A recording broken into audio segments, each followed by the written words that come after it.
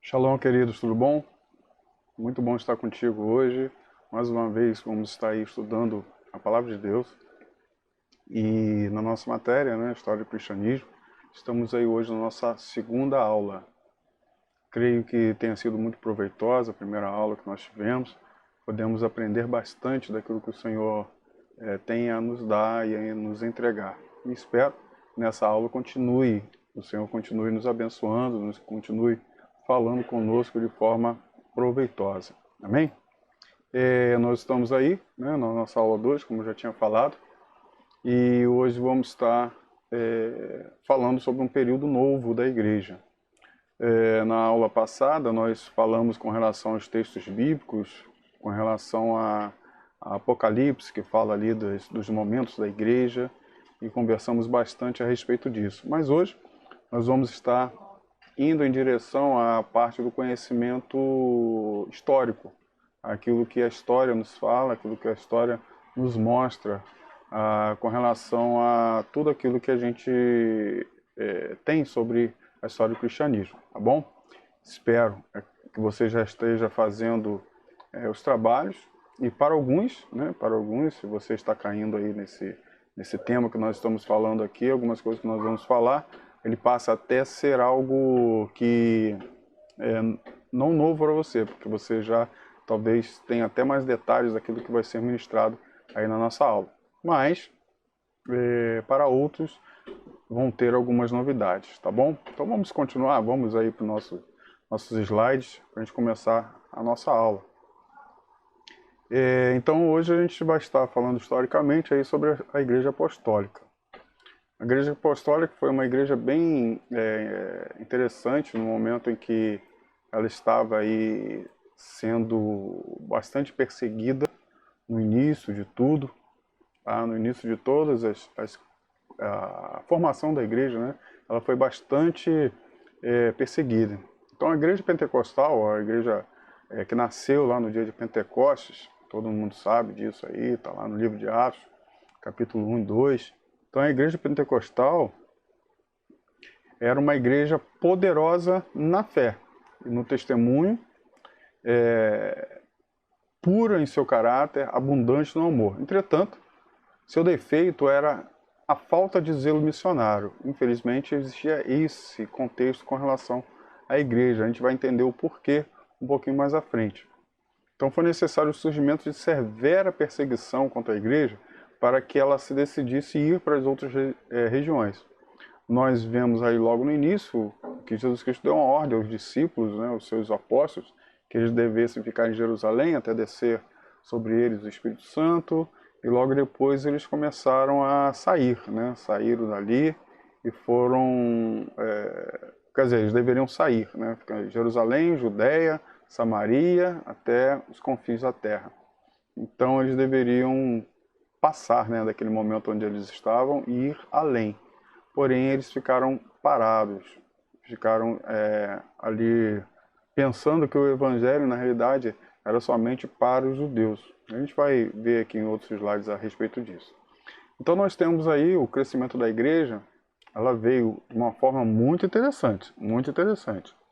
Então nós vemos aí, logo no início, 12 discípulos, não é isso? Os 12. Depois tem mais 70, então nós temos aí 82, depois completando aí 120 discípulos, aqueles que receberam o poder do Espírito Santo. Depois nós temos aí 3.000 batizados, aí logo no início da igreja, no comecinho da igreja, em Atos 2. Depois em Atos 4 nós vemos aí 5.000 convertidos. Então nós vemos a igreja crescendo de uma forma vertiginosa. E ela não parou, ela continuou crescendo de forma muito grande. Tá? De forma muito grande. Mas essa igreja primitiva, ela demorou um pouco para entender a mensagem. Entender que a mensagem era para todos, e não somente para os judeus. Lembra quando nós estudamos lá a primeira carta à igreja? Qual era a carta? Isso aí, a carta de Éfeso. Então ele falava, Jesus Cristo naquela carta, ele começa a dizer lá para as pessoas que eles eram tinham amor, tinham trabalho, né, perseverança, mas ele tinha algo dentro deles, né, que Deus não gostava, que era o quê? Era realmente tinha perdido o primeiro amor. E qual é o primeiro amor? Qual é o primeiro amor? O primeiro amor é exatamente essa busca por almas perdidas, porque esse foi o amor de Jesus Cristo. Não foi isso que Jesus Cristo trabalhou? Quando nós vemos lá Jesus Cristo com a samaritana, nós vemos Jesus para ali no poço e os discípulos vão embora buscar comida e bebida para Jesus Cristo, né? Principalmente buscar comida. E eles vão à cidade e depois eles retornam. Quando eles retornam, Jesus já tinha conversado com a mulher já tinha saído para buscar falar dele para outras pessoas, e Jesus Cristo ele fala para eles, né? Viemos aqui trazer a sua comida, e ele responde, né? A minha comida, a minha bebida é fazer a vontade do meu Pai. Qual é a vontade do Pai? Salvar aqueles que estavam perdidos. E a igreja primitiva ela tinha perdido essa característica, a característica do trabalho missionário. O trabalho missionário não só para os judeus, mas para os gentios também. Porque a ideia principal da igreja era que o evangelho era só para eles, tá? Era só para os judeus. Mas depois nós vemos isso mudando. Aí o que contribuiu para essa mudança? Foi a visão de Pedro para o lençol, do lençol, todo mundo, creio que vocês todos entendem, sabem desse momento aí, onde Pedro estava lá e Deus em sonho, ele caiu, né, em êxtase, e nesse momento que ele cai em êxtase, ele começa a ver, Deus manda um lençol com todos os animais impuros, né, considerados impuros pelos judeus, e Deus declara, né, Pedro mata e come. E Pedro declara na sua fala, naquele momento, que ele nunca ia tocar em algo que fosse impuro. E Deus deixa bem claro, não declare impuro aquilo que eu declarei santo ou purificado. Então, a partir daquele momento, ele vai à casa de Cornélio, que era um gentio, e algo tremendo acontece. Aqueles gentios, eles se convertem e recebem, da mesma forma que os judeus, o dom do Espírito Santo. Eles recebem o Espírito Santo, ou seja, eles nascem de novo. E Pedro, naquele momento, então muda muitas coisas naquele instante. Então eles começam a ir, né, em direção aos gentios. Começam a ir em direção aos gentios. Também outra coisa que faz bastante diferença nesse momento foi a conversão de Paulo.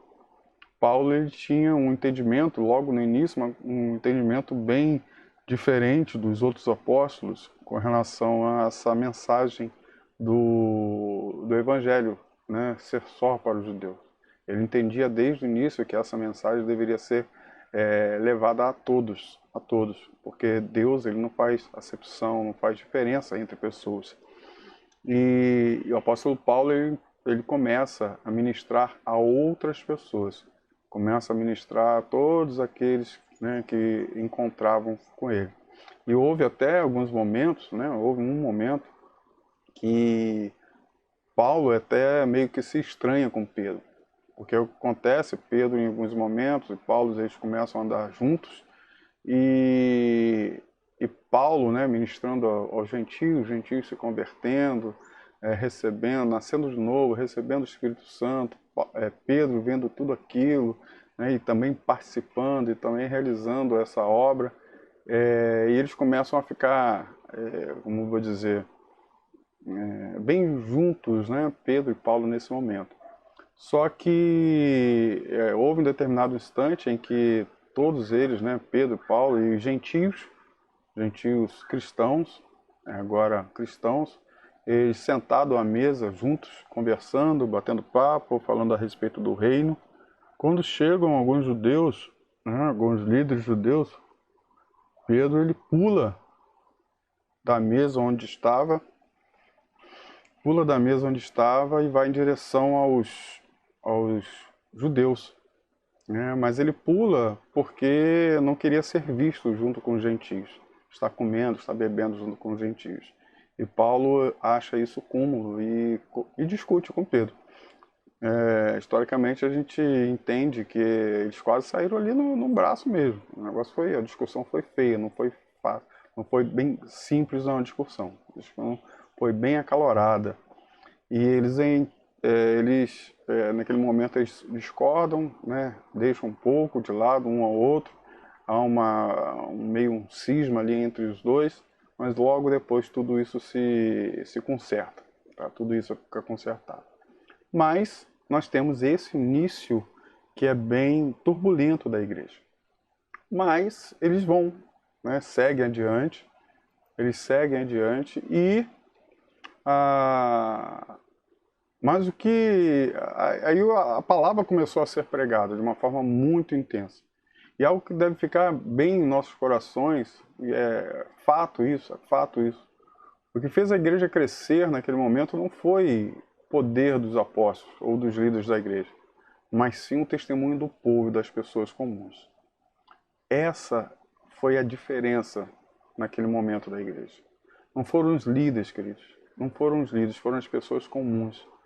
Foi o barbeiro, foi o mecânico, foi o pizzaiolo, foi a lavadeira, foi a passadeira, foi a doméstica, foi o empregado da indústria comum, foi o taxista, foi o motorista de Uber.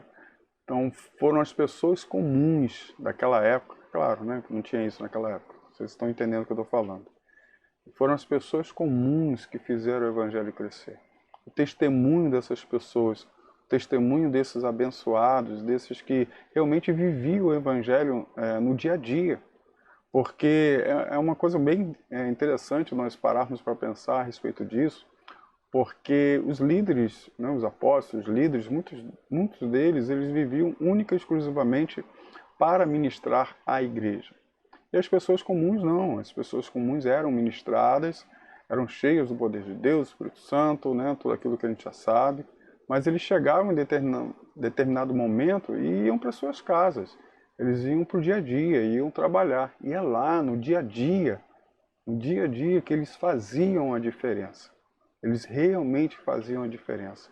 E a igreja começou a crescer de forma sobrenatural. Nós podemos observar isso em vários outros estudos que nós podemos fazer. Quando nós falamos sobre missões, nós abordamos isso também. Não são os líderes que fazem a diferença. Quem faz a diferença é o povo, é o povo. E nós podemos olhar isso hoje nas igrejas locais. Se nós observarmos as igrejas locais e vermos a diferença do crescimento, não crescimento de uma igreja, ela está intimamente ligado ao comportamento dos seus membros. Está intimamente ligado ao comportamento das pessoas comuns, não dos líderes. Porque os líderes estão ali, não vou dizer presos, mas estão ali cuidando das ovelhas. E as ovelhas estão indo ao mundo. E essa ida ao mundo é que faz toda a diferença. Hoje nós podemos ver uma diferença, algo muito interessante acontecendo. Espero que nós consigamos continuar com isso. Não com os cultos online, não somente isso, né, mas isso também é bem interessante, bem importante, mas pararmos para pensar a respeito de hoje ser igreja. Nós hoje estamos aprendendo a ser igreja sem igreja. Nós estamos aprendendo a ser igreja sem o templo, sem a construção, sem um local de reunião. Estamos aprendendo a ser igreja na nossa casa, estamos aprendendo a ser igreja botando a cara para fora. Hoje nós vemos aí tantas pessoas aqui mesmo, né? Vocês aí, alunos que estão assistindo essa aula, eu conheço alguns de vocês diretamente e sei que alguns de vocês fazem lives aí direto, ministrando a palavra, pregando a palavra, coisas que talvez vocês não fizessem antes, coisas que talvez vocês não estavam realizando antes. Tinham vergonha, tinham medo, mas hoje o medo foi quebrado, a vergonha foi quebrada, e vocês estão realizando isso. E isso é maravilhoso. Se você vivesse naquela época dos apóstolos, com certeza você seria um desses e fez com que a igreja crescesse. Então você é especial, tremendamente especial para o reino, como aquelas pessoas simples também naquela época eram inteiramente especiais para o reino, A sua vida é especial, querido. Então, não deixe essa especialidade, né, se afogar ou parar. Nós temos aí a expansão do cristianismo naquela época. Nós temos aí essa imagem mais escura. Eu não vou dizer a cor, querido, porque eu sou daltônico. Então fica meio complicado eu falar a cor. Eu realmente não sei qual é. Só sei que existe uma cor mais escura e uma mais clara. Então nós vemos aí, na mais escura, nós temos o cristianismo, a expansão do cristianismo até no ano 300. Nós vemos aí toda essa parte aí, né, esse mais escurinho, parece um marrom, não sei se é, mas todo esse escurinho, esse marrom aí, me perdoe se não for,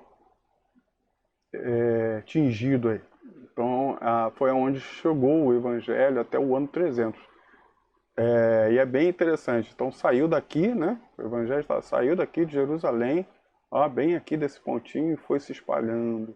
Toda essa região aqui da Palestina, veio para o Egito, foi lá para cima, para a Síria, aí a gente tem Antioquia, e veio aqui para toda a parte de Turquia, todo mundo recebendo o Evangelho. Temos Grécia, Itália, nós temos aqui na África, olha só que maravilha aqui, chegando, foi indo, a muitos lugares, até o ano 300. Eu pergunto, os apóstolos chegaram até aqui? Não, com certeza não.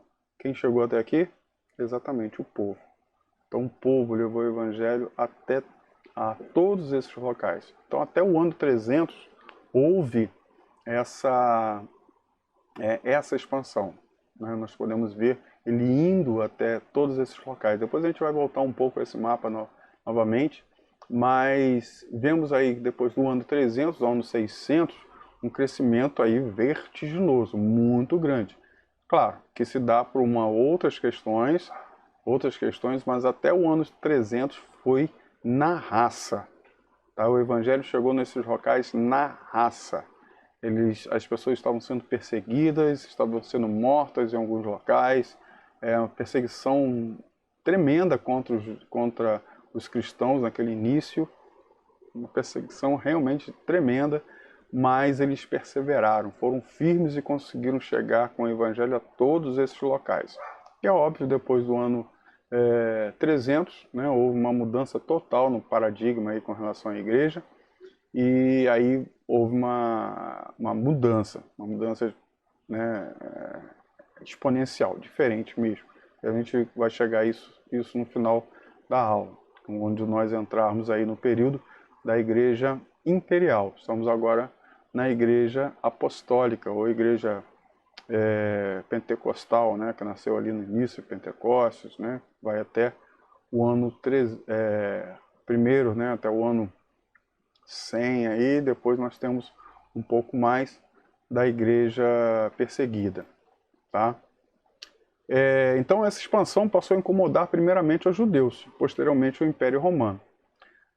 Houve muita perseguição dos judeus. Por quê? No início, como eu já tinha falado, o evangelho ele era considerado aí para alguns como uma seita dos próprios judeus, principalmente porque era formado somente de judeus. E os judeus perseguiram bastante. E a perseguição, nós temos o exemplo aí de Saulo. Pois é, o apóstolo Paulo, né, antes chamado Saulo, ele perseguiu bastante a igreja. Nós vemos o primeiro mártir da igreja, quem foi? Exatamente, foi Estevão. E quem mandou a morte de Estevão? Todo mundo conhece lá no texto bíblico, em que Estevão, quando ele foi morto, lançaram as suas roupas aos pés de um jovem chamado quem? Exatamente, Saulo.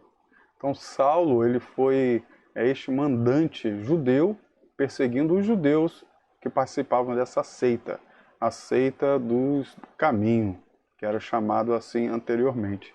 E logo depois surgiu um outro camarada, esse doido aí chamado Nero. Desculpe pelo doido, mas ele é doido mesmo. Nero, ele começou bem aí começou o seu reinado aí no ano 54 depois de Cristo. Então vamos ler. Então Nero, ele começa a reinar no ano 54 depois de Cristo, né? ad anno Domini. E o poder lhe subiu a cabeça, literalmente. Ele tinha um projeto megalomaníaco, arquitetônico urbanístico para Roma. Eu não poderia falar isso errado, né? Eu como arquiteto e urbanista não podia falar isso errado. Mas, então ele tinha um projeto arquitetônico urbanístico meio louco, meio grandioso para Roma. Mas isso nunca aconteceu. Nunca aconteceu. E no ano 64, Roma se incendeia. Se eu falar um pouquinho sobre isso. A história, alguns historiadores, algumas pessoas, eles chegam a falar, né, que Nero botou fogo em Roma, mas isso não é uma verdade histórica, tá? Isso pode ser um fake news. Então temos que tomar cuidado com esses fake news. Não podemos ter a verdade absoluta a respeito disso. Alguns dizem que sim, até porque ele queria fazer essa mudança lá em Roma, fazer essa reestruturação em Roma, e por esse motivo ele coloca fogo para que fosse necessário haver essa reestrutura urbana e arquitetônica ali em Roma.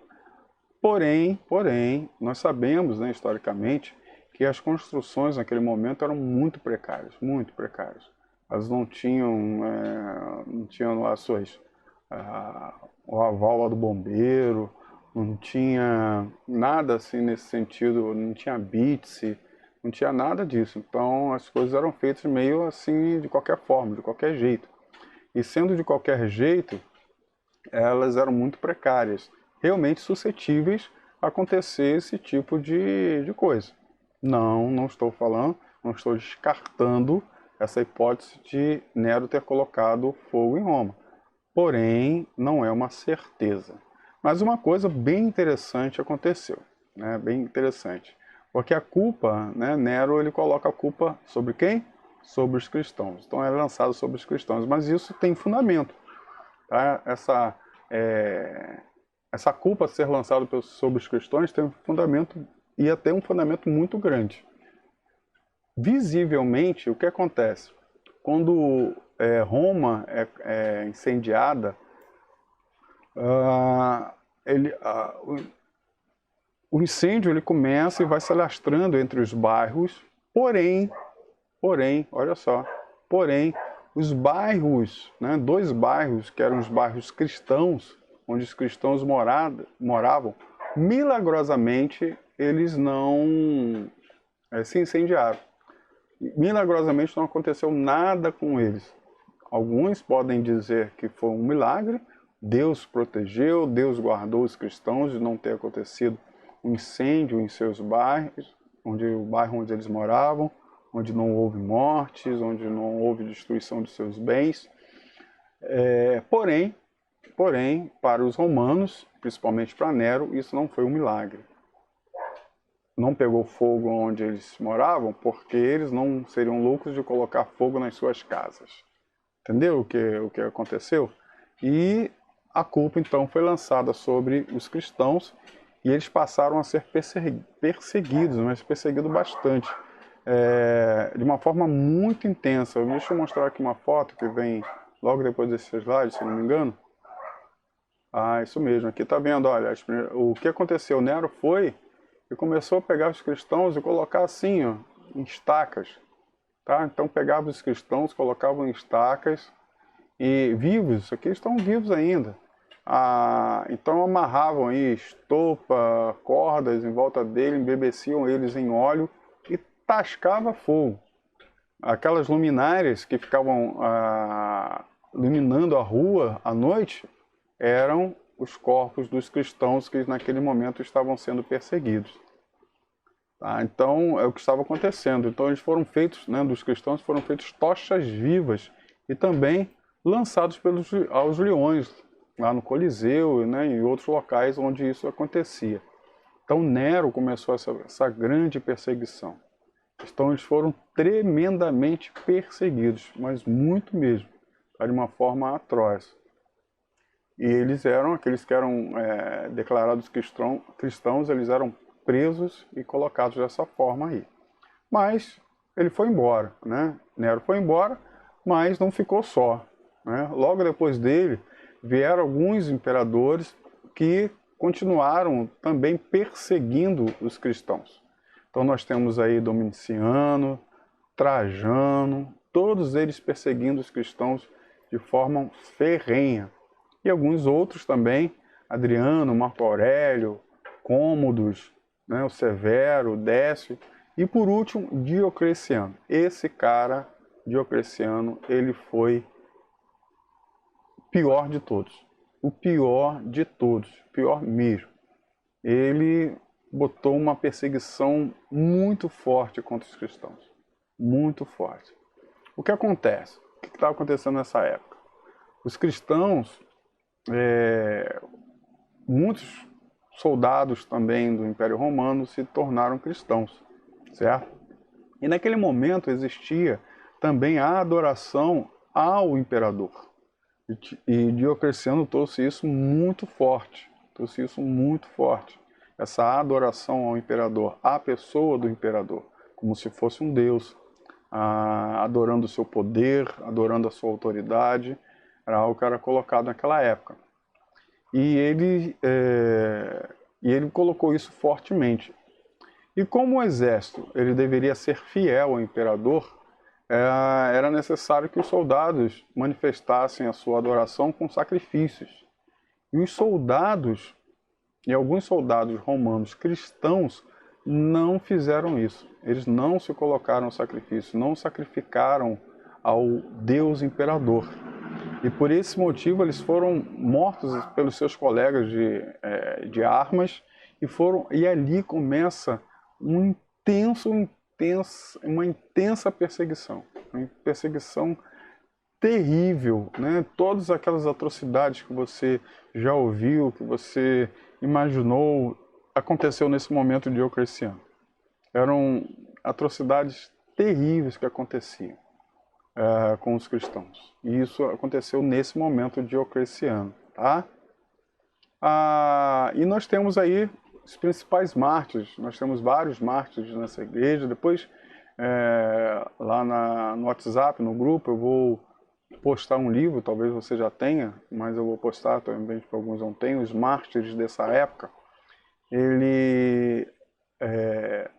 Mártires do Coliseu, nós temos aí alguns, né? Inácio de Antioquia, Policarpo de Esmirna, Justino Mártir, eles, cada um no seu tempo aí, né? Policarpo, ele faz essa frase, né? Ameaça-me com fogo que arde 1 hora e se apaga. Conheces tu o fogo da justiça vindoura? Sabes tu o castigo que devorarás os ímpios? Não demores, sentencia o teu arbítrio. E ele foi colocado aí em chamas, não somente essa frase, mas tudo isso que foi colocado aí. E tem uma frase tremenda que eu gosto muito. Eu coloquei aqui até no próximo slide, que é de Inácio. Ele diz essa frase: meu amor está crucificado. Sou trigo de Deus, e os dentes das feras hão de moer-me, para que possa ser oferecido como limpo pão de Cristo. Olha só que lindo. Olha só que bonito que ele fala. Meu amor está crucificado. Sou trigo de Deus, e os dentes das feras hão de moer-me, para que possa haver oferecido um limpo pão de Cristo. Esse cara foi esse camarada aqui, o Inácio, que declarou essa frase. E tantos outros, né, que nós podemos averiguar, nós podemos ver nesse momento aí de perseguição da igreja. Foram momentos bem interessantes, bem terríveis, que aconteceu nesse momento aí. E nós podemos ver, né, nesse instante, esses mártires se oferecendo, né, se colocando aí à disposição do reino. Eles não negaram a sua fé, não negaram a fé. Eles mantiveram firmes naquilo que o Senhor tinha para a vida deles, certo? Então vamos continuar aí. Vamos voltar aí novamente, a palavra de Inácio, Antioquia, show de bola. Então, essa frase aí eu gostei, né? Queria colocar aqui: o sangue dos mártires foram as sementes que nos trouxe até aqui. E é verdade. Querido, se não houvesse aqueles mártires, o evangelho, o reino tinha morrido, tinha acabado. Mas a perseverança deles fez com que o evangelho chegasse a nós aqui. Então é muito importante nós lermos a respeito de toda essa igreja inicial, de tudo isso, da vida desses homens, porque eles deixaram ensinamentos tremendos para as nossas vidas. Hoje aqui, principalmente no Brasil, ainda nós temos a possibilidade, a facilidade de ministrar, de pregar o evangelho, de falar do Senhor a toda criatura. Naquela época não era assim, não era fácil, mas eles não negaram a fé, continuaram buscando, continuaram pregando. Há um relato bem interessante bíblico que nós vemos lá no início com Pedro, logo depois que o poder de Deus é derramado sobre os apóstolos, Pedro, né, e tantos outros saem a ministrar a palavra. E chega em determinado momento que eles pegam Pedro, levam para o sinédrio, batem nele igual um boi ladrão, batem bastante e negue isso que você está falando. Ele fala: como que eu posso negar aquilo que eu tenho visto, aquilo que eu tenho vivido? Não tem como eu negar isso. Mas mesmo assim, né, vão tentar matá-los, e Gamaliel entra naquele momento ali e sai desse instante e deixa ele vivo, né? Não matem, porque está arriscado acontecer alguma coisa com ele e ele ser, que ele diz, né? Se eles continuarem, se ele morrer, tá? Ele morrer. Pedro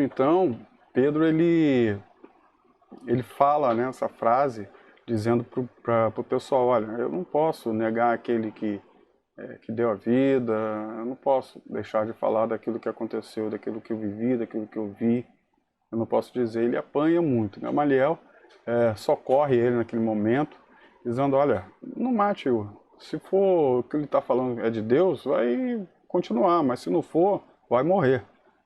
Então despeça-o. Ele sai dali, em vez de estar chorando pelas feridas, ele sai dali alegre por ter sofrido, né, por amor de Cristo. Isso é bem interessante, é bem bonito nós vermos nesse momento que estava acontecendo na igreja.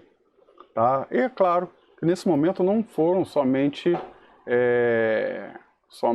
perseguições que aconteceram lá. Não foi somente isso que aconteceu. Outras coisas estavam acontecendo nesse instante. Nesse período aí, começou a ser formado o cânon bíblico. Eu vou falar o porquê desses acontecimentos. Vou falar por que estava acontecendo isso. A igreja, ela naquele instante, ela é muito desorganizada. Desorganizada em que sentido? Como eu mostrei ali naquele mapa, elas estavam em vários locais do mundo. Esses locais eram distantes uns dos outros. Aí as igrejas, elas não se comunicavam, não tinha internet como nós temos hoje, não tinha nada desse tipo que fizesse com que a comunicação entre as igrejas, entre as pessoas, fossem fáceis. E dessa forma, o que acontece? Eles começam a criar doutrinas, começam a criar algumas coisas diferentes daquilo que foi pregado no início. Então a igreja, se eu ler o slide aí, para não me perder aqui. Então a igreja era muito desorganizada. Desta forma não existia uma centralidade, dando uma direção com relação à doutrina, à palavra, etc. Então dessa forma surgiram várias doutrinas divergentes da doutrina e ensino apostólico. E as duas principais foram o gnosticismo e o macionismo. A gente vai falar sobre essas duas. E o que aconteceu? Realmente isso. Como eles eram desorganizados, pessoas influentes ou que tinham uma boa dialética, falava bem, né, conversava bem, né, se expressava bem, eram líderes entre o povo, começaram a colocar algumas doutrinas divergentes. Até porque, naquele instante, eles estavam... o cristianismo era algo novo. Eles já tinham uma ideia lá no coração deles, coisas que tinham sido formadas. já no coração, que eles tinham como verdade absolutas. E o que acontece? Eles tiveram que, quando veio o cristianismo, trazendo uma ideia totalmente antagônica àquilo que eles tinham, como lá no início, nós vemos Jesus Cristo. O que você diz? Né? Se alguém com ferro fere, com ferro será ferido, não é isso? Se alguém te arrancar uma mão, você arranca a mão dele, você deve dar ao outro segundo aquilo que ele te deu. Essa era a ideia que eles tinham naquela época. Era aquilo que eles pregavam, aquilo que eles viviam, até pelo povo persa, que veio uma mensagem que veio sendo introduzida, e de outros povos também, na mente deles. Era aquela mensagem talião. Então eles tinham isso na mente. Mas Jesus Cristo fala: eu porém vos digo, que se alguém bater a sua face, né, o lado esquerdo, oferece o direito. Se alguém pedir andar uma milha, ande duas. Essa era a vertente do Evangelho. E isso era muito diferente. Isso era realmente antagônico para o povo, para o mundo, para as pessoas que viviam até aquele momento e até hoje também. Nós vemos ser muito difícil vivermos o Evangelho da forma realmente que Jesus Cristo ministra, aquilo que Jesus Cristo fala, falando do amor ao próximo, amor a Deus, amor ao próximo. Isso é muito complicado. E eles tinham essa diferença, né? Todo esse ensinamento, tudo isso que foi colocado, deu essa divergência entre eles. E eles começaram a pegar algumas doutrinas cristãs, misturarem com outras doutrinas que eles tinham, outros pensamentos. Eles foram fazendo essa colcha de retalho, fazendo essa loucura doutrinária na cabeça deles. E surgiu esses dois aí, né, que foram os principais, que era aí o gnosticismo e o marcionismo. Primeiro, né, nós temos aí algumas seitas, heresias que apareceram, né, eram, como falei, as mais fortes aí, que era o gnosticismo e o marcionismo. Essas duas aqui, esse aqui e essa aqui. Mas existiam outras também. Algumas foram acontecendo mais no passado, tá? Mais no passado não, mais no futuro, mas nesse momento, principalmente essas duas aí, o gnosticismo e o marcionismo vivendo nesse instante. Então, deixa eu sair aqui da frente da câmera, da frente do slide aqui. Então, o gnosticismo. A heresia mais perigosa que ameaçava a igreja primitiva durante os primeiros 3 séculos, exatamente nesse período que nós estamos falando. Influenciado por filósofos como Platão. Platão, a gente poderia dizer que ele era um filósofo grego cristão? Não, né? Tinha uma ideia de Deus, é verdade, mas uma ideia que não era uma ideia cristã. Se nós olharmos a profundo o ensinamento de Platão, nós vemos algumas coisas interessantes que trouxe o gnosticismo. Aí nós vamos entender o pensamento de Platão dentro do gnosticismo. Então, o gnosticismo é baseado em 2 premissas falsas.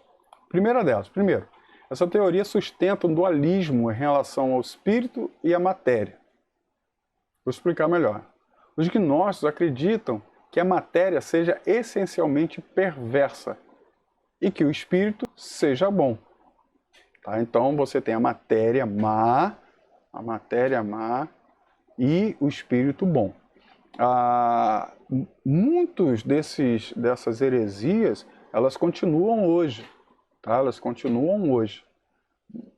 Claro, muito mais suaves, muito mais brandas do que naquela época, mas ainda continuam hoje. Alguns pensamentos ainda vêm à tona de alguns pensadores a respeito disso aí. O pessoal às vezes começa a estudar Platão, aí começa a vir essas ideias também na mente, começam a pregar, começam a falar, e começam a colocar essas ideias na cabeça do povo também.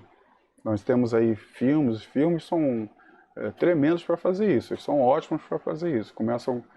Você começa a ver o filme, é tão legalzinho, tão bonitinho, daqui a pouco ele começa a lançar algumas mensagens desse tipo para corromper, daqui a pouco você está achando que isso é verdade. E infelizmente é assim que acontece. Mas, vamos lá. Os gnósticos acreditam que a matéria seja essencialmente perversa e o espírito bom. E como resultado dessa suposição, os gnósticos acreditam que qualquer coisa feita no corpo, tá? Qualquer coisa feita no corpo, até mesmo o pior dos pecados, não tem valor algum, porque a vida verdadeira existe no reino espiritual apenas. Então ela traz uma concepção, olha só, qualquer coisa que acontecer no seu corpo, o que for do corpo, for na vida material, isso não tem perigo algum, não tem poder nenhum sobre o espírito, porque o espírito é bom e a matéria é má. Se a matéria é má, ela pode fazer aquilo que é mal. É da sua natureza. E o espírito fazendo aquilo que deve ser a ele, a bondade. E isso, queridos, nos dá um dualismo muito grande com relação à religiosidade, onde a pessoa se colocava no momento religioso, onde buscava a Deus, se colocava ali em contemplação, adorando ao Senhor. Esse momento é o momento espiritual, esse momento é o momento onde devo me entregar inteiramente ao Senhor. E depois ele saía daquele instante ali de contemplação, onde ia viver a sua vida secular, e quando estava nesse momento da vida secular dele, o que acontecia? Ele se lançava aos desejos carnais, se lançava aos desejos do corpo. E isso não tinha problema algum, porque o corpo é má, e a tendência dele é viver o pecado. Essa era uma das perspectivas, mas não tem só isso não. Tá? O que acontece? Então o cristianismo, o gnosticismo, também difere drasticamente com relação à pessoa de Jesus Cristo. Exatamente por essa questão que nós falamos anterior. Você vai entender. Os gnósticos acreditam que o corpo físico de Jesus Cristo não era real, né? Mas apenas aparentava ser físico e o que? O seu espírito descera sobre ele no seu batismo. Então, entenda. Jesus Cristo, a matéria não é má? Então, se Jesus Cristo é Deus, e se Jesus Cristo é bom, todo bom, na realidade ele não poderia viver num corpo mau, que era matéria. Então ele apenas, naquele momento, ele aparentava ser físico, mas ele não era. Ele era uma emanação espiritual. E ele, no seu batismo, ele desce, né? Essa emanação espiritual vem ali e toma todo o contexto naquele instante. E o abandona bem antes da sua crucificação. Então, antes de ser crucificado, né, essa parte espiritual, essa parte toda boa de Jesus Cristo sai dele e somente o corpo que é mau morre na cruz. Tá entendendo? É louco mesmo, um negócio meio esquisito. Mas, incrivelmente, alguns hoje acreditam também dessa forma. Tais concepções destroem não só a humanidade de Jesus, mas também a expiação, pois Jesus tinha que ter sido não só Deus verdadeiro, mas também um verdadeiro homem, né? E fisicamente real. Não tinha como Jesus Cristo, em determinado momento, a essência espiritual de Jesus descer sobre ele só naquele momento, e ele está vivenciando esse instante. Vivenciando esse momento de espiritual. Não era. Jesus Cristo tinha que ver, desde o momento que ele nasceu homem, e viveu todo o período aí dentro da santidade para poder realmente morrer na cruz por cada um de nós. E que realmente sofreu e morreu na cruz para ser o sacrifício substitutivo pelo pecado, né, fosse aceitável. Então era necessário que ele fosse homem, real mesmo. Então uma concepção bíblica de Jesus afirma tanto a sua humanidade completa quanto a sua divindade completa. Tá bom? E o que acontece? Esse gnosticismo, ele vem entrando, vem sendo ministrado ali, vem corrompendo, vem sendo colocado sobre as pessoas, e até por um motivo. O que acontece? Nós tínhamos até então 3 evangelhos sendo ministrados, sendo conhecidos pela igreja naquele momento. Nós temos Mateus, Marcos e Lucas, certo? João, não. E o que acontece? Mateus, todos nós sabemos, mostra Jesus como exatamente, como Messias, como Messias. Marcos mostra Jesus como, exatamente, você é fera mesmo, né?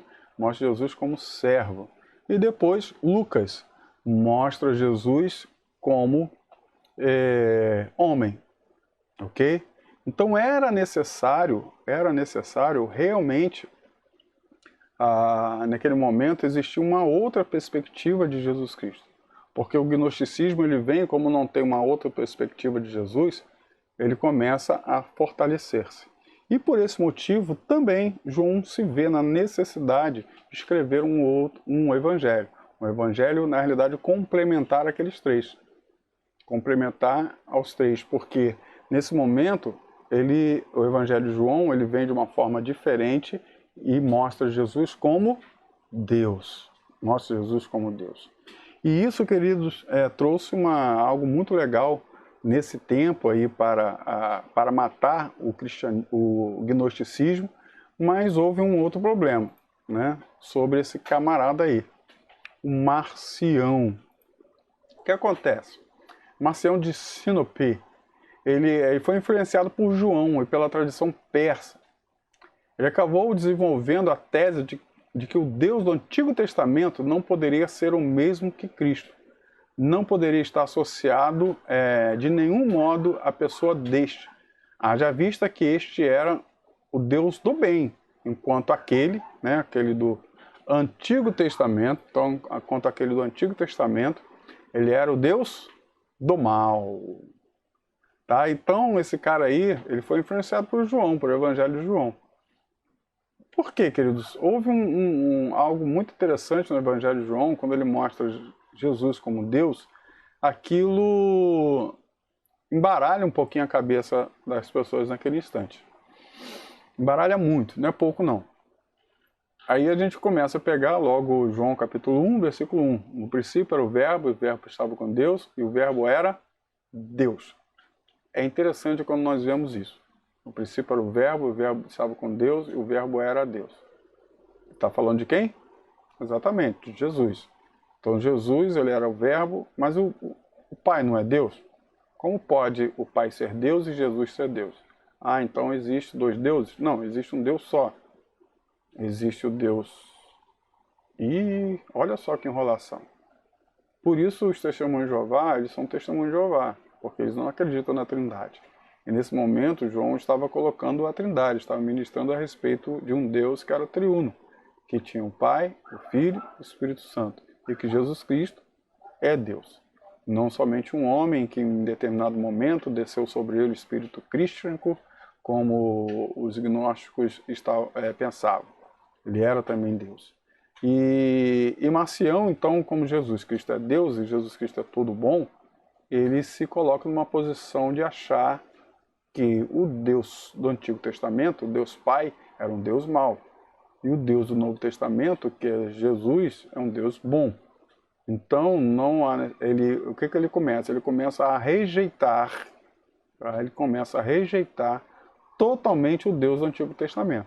E se ele rejeita o Deus do Antigo Testamento, ele rejeita também o Antigo Testamento.